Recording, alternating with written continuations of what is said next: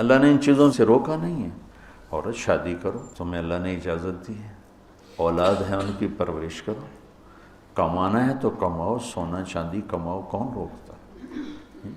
اور سواریاں اچھی رکھنی ہے تو رکھو. میرے نبی نے گدھے پر بھی سواری کی، خچر پر بھی کی، اونٹ پر بھی کی، اور اعلی نسل کے گھوڑوں پر بھی کی.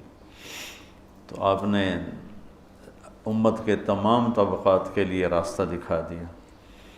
اسلام میں صرف غربت کا نمونہ نہیں، اسلام چپڑاسی سے لے کر بادشاہ تک کا نمونہ پیش کرتا ہے، اور زندگی کے ہر پہلو پر میرے نبی کا نور پڑ رہا ہے اور ان کی روشنی پڑ رہی ہے کہ بادشاہوں کو بھی اگر زندگی گزارنی ہے تو نبی کے طریقے کو دیکھیں گے.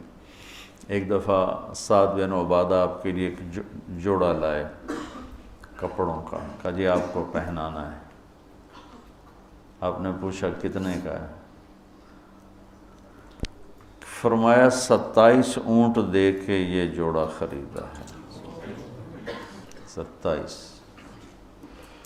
آج بھی ماٹھے سے ماٹھا اونٹ 2 لاکھ کا ہے، تو تم اسی ردی اونٹ پہ رہو. 2 لاکھ تو 54 لاکھ کا جوڑا میرے نبی نے پہنا.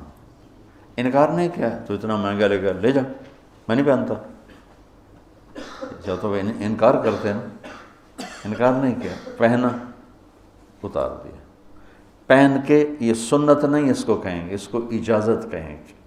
آپ نے اجازت دی کہ آپ کو پتہ ہے میری امت میں بادشاہ بھی آئیں گے، میری امت میں مالدار بھی آئیں گے، صنعت کار بھی آئیں گے، دولت مند بھی آئیں گے، میں نے سب کو نمونہ دینا ہے.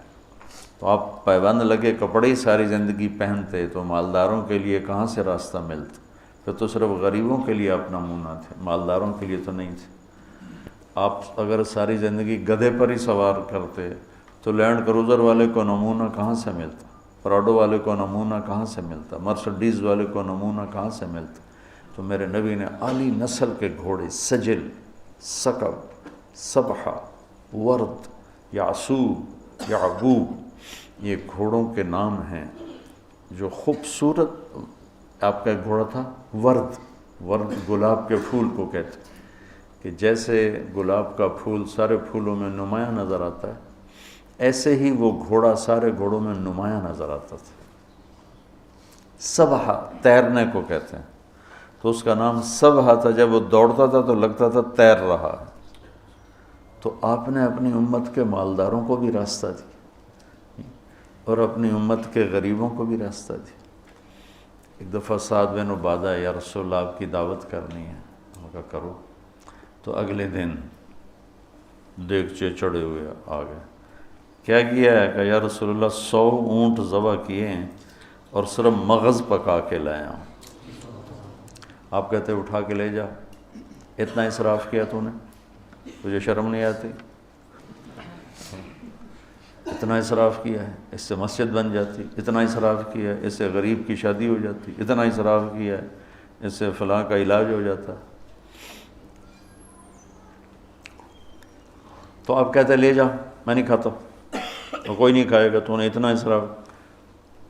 یا رسول اللہ 100 اونٹ ذبح کر کے صرف مغز نکال کے پکایا ہے، آپ کو کھلانا تھا. میرے نبی کو تو 1 اونٹ کا مغز ہی کافی تھا، 100 کیوں ہیں؟ اور آپ کہہ رہے ہیں ٹھیک ہے. لیکن مالداروں کو اجازت دے دی بڑی دعوت کرنے کی، بڑا ولیمہ کرنے کی، بڑی ضیافت کرنے کی. اور 100 اونٹ آپ نے جو جل لے جاؤ، غریبوں سے کہا لے جاؤ. 100 اونٹ تقسیم کر دیے اور صرف اس کا مغز نکال کے آ کے اللہ کے نبی کو کھلایا. تو میرے نبی پاک صلی اللہ علیہ وسلم پہ قربان جاؤں. اب زندگی کے ہر خوبصورت پہلو پر آپ نور نبوت چمک رہا ہے، آفتاب نبوت چمک رہا ہے.